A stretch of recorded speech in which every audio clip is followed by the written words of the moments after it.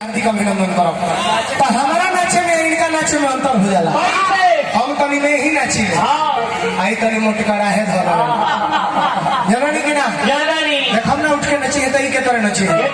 प्रसन्न है नाची हां नाचे बाउर ना नाचे गावे दूरे तानो कर दुनिया राखे मार लेकिन लय में होके के चाहिए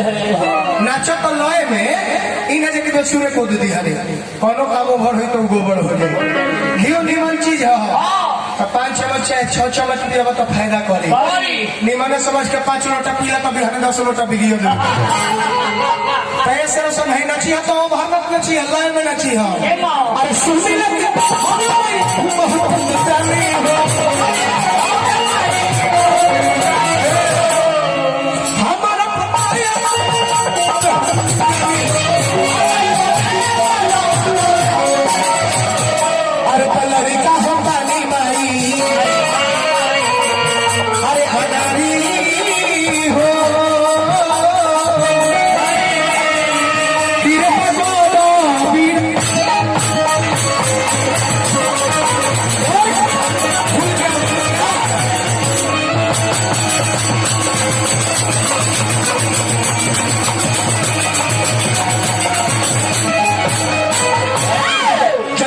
गणेश जी को हर प्रकार करम जा देखा तो 101 रुपया पुरस्कार मनोज बराम पुनो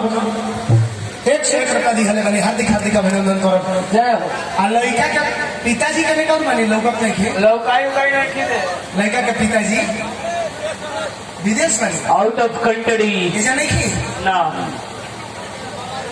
लोग कहता है